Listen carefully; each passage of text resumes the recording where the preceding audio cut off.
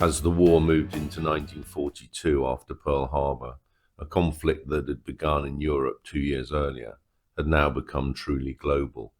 The attack was intended to give Japan time to secure vital resources, particularly oil from the Dutch East Indies, with Japanese forces advancing with whirlwind speed in the months that followed.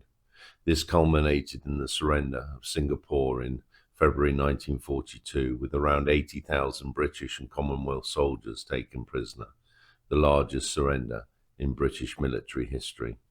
The Japanese then pushed north, driving deep into Burma, soon threatening the borders of India. To keep this advance supplied, Japanese commanders ordered the construction of a 300-mile-long death railway across Thailand. Built between June 1942 and October 1943, this used forced labour in clear contravention of the Geneva Convention, costing the lives of around 12,000 Allied prisoners of war, as well as some 80,000 Southeast Asian indentured workers, mainly from Java. Across the world then, as 1941 gave way to 1942, the Axis powers appeared to dominate the war across multiple fronts. But this dominance came at a cost, with both German and Japanese forces already straining under the weight of their own expansion. By the summer of 1942, Japan appeared to dominate the Pacific, but this domination was about to be tested at the Battle of Midway, a US-controlled atoll 1,300 miles northwest of Hawaii. The battle began on the 4th of June, after the Americans broke Japanese naval codes and used fake messages about water shortages to confirm Midway as the target. This allowed Admiral Nimitz to secretly position his carriers with devastating precision, waiting for the Japanese fleet to arrive, and within a few hours he had sunk all 4 Japanese aircraft carriers deployed, sending over 300 aircraft to the depths. Midway, only 6 months after Pearl Harbor, marked a crucial turning point in the Pacific War. Japan remained formidable, but its expansion was checked, and the momentum of war shifted. Japanese had lost ships, planes, and experienced pilots at Midway, but most importantly, it had lost the initiative, forcing it onto the defensive in the years to come.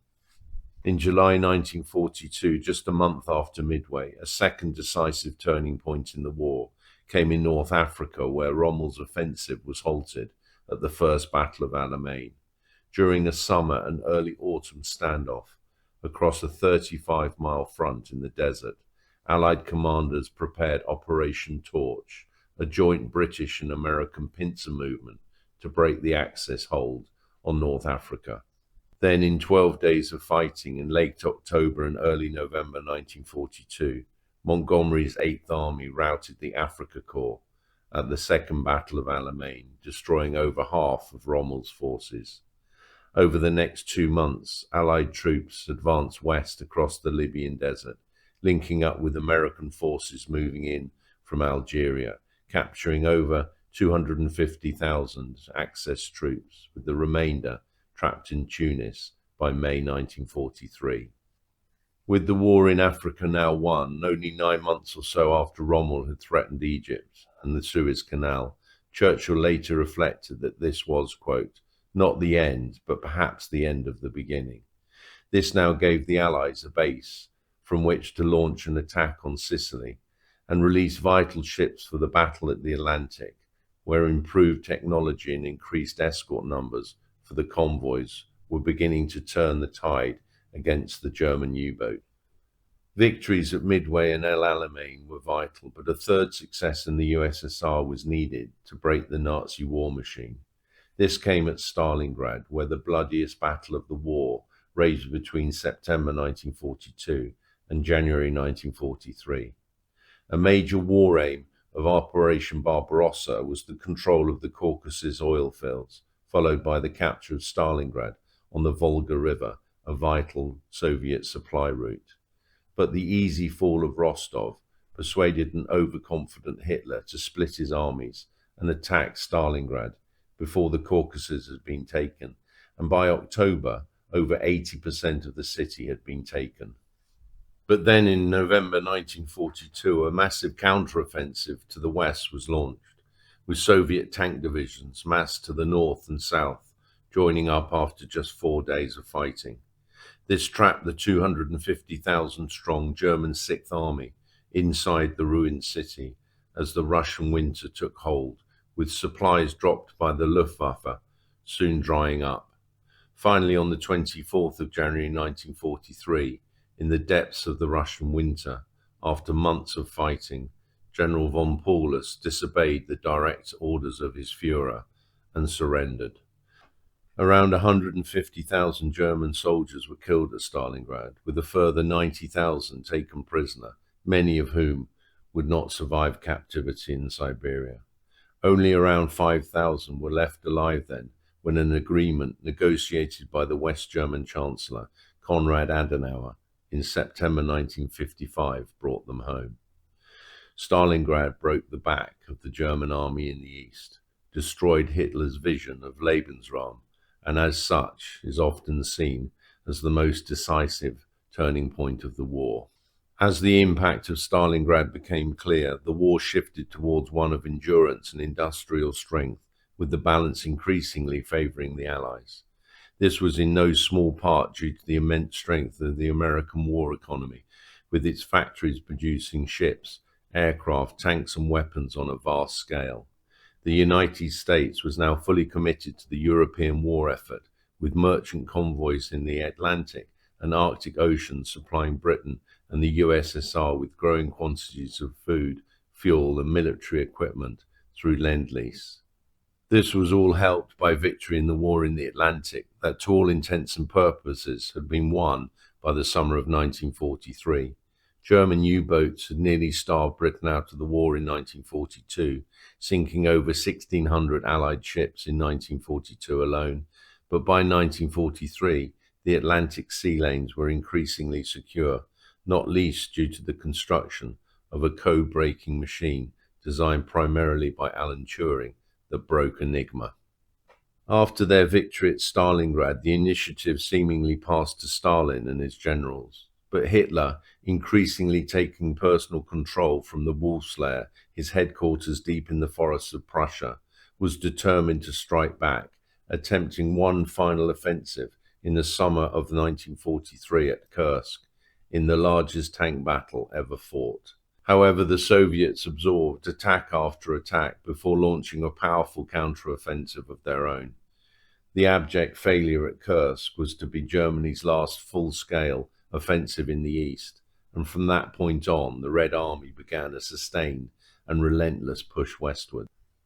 As the balance of power on the Eastern Front shifted, over 150,000 Allied troops landed in Sicily in July 1943, forcing Italy out of the war and bringing down Mussolini.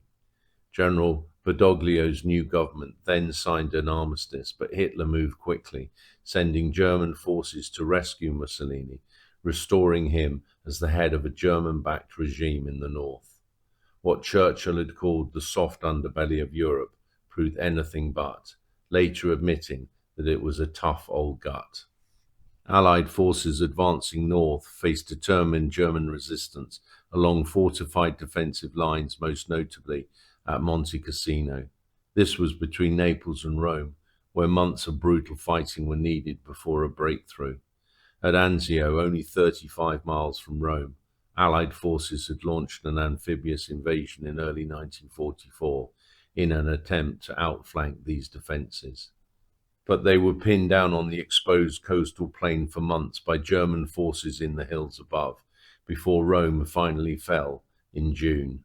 The campaign had been long and tortuous, but it had tied down German divisions stretching Hitler's forces as pressure mounted in the east. Following the Casablanca Conference of 1943, the Allied bombing campaign against targets in Germany intensified, with the RAF by night and the US Air Force by day striking against factories, transport hubs and fuel depots. Major raids hit the Ruhr, while Hamburg, further to the north, suffered terribly from firestorms that killed tens of thousands. Yet this did not break Germany, with German forces remaining effective, fighting with growing desperation, even as the Red Army closed in. Among the population, morale was strained by constant bombing and mounting losses, yet propaganda, fear, and duty kept much of the nation committed to the war effort, with many remaining devoted to Hitler, fighting on well into 1945. While Germany was being pushed back in Europe, Japan was also being forced on the defensive across the Pacific and Asia. After brutal fighting in Guadalcanal in 1942 and 1943, the Allies adopted a strategy of island hopping, bypassing strongholds and targeting weaker positions. This allowed them to advance steadily across the Pacific, bringing American forces ever closer to Japan itself. For General Douglas MacArthur, the campaign carried personal weight, tied to his promise to the people of the Philippines, "I shall return," after his evacuation in March 1942 on Roosevelt's direct orders. At the same time, in the jungles of Burma, British and Commonwealth forces under General William Slim began to turn the tide in one of the most difficult theatres of the war. Battles such as Impal and Kohima in 1944 marked turning points as Japanese forces were first halted and then driven back after heavy losses. Across both theatres, the myth of Japanese invincibility was broken, as Japan was forced onto the defensive, stretched across vast distances, and increasingly unable to replace its losses. By the end of 1943, Germany and Japan remained formidable powers, but both were on the defensive, no longer able to dictate the course of the war. In the east, the Red Army entered 1944, advancing relentlessly westwards, driving the Wehrmacht out of the Ukraine and back into Poland.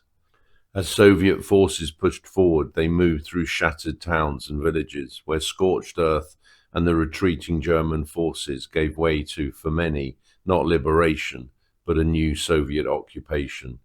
Yet this all came at the most tremendous cost, and at the Tehran Conference in late 1943, Stalin had made it clear that the Soviet Union could not carry the war alone. Pressing for a second front in Western Europe to relieve the Red Army, Churchill and Roosevelt agreed to the invasion of Nazi-occupied France. This was despite early opposition from Churchill, who had favoured operations in the Balkans, wary of how far Soviet influence might extend after the war. As a result, the early months of 1944 were dominated by the build-up to invasion, with southern England becoming a staging ground for over 150,000 Allied troops, alongside with the vast quantities of equipment and supplies needed for the largest amphibious invasion in history. Meanwhile, an elaborate deception plan, Operation Fortitude, was set up to convince German forces that the invasion would take place further east, at Pas-de-Calais. By June, the stage was set for the decisive intervention Stalin had wanted, that came not in the east, but rather in the west, on the beaches of Normandy.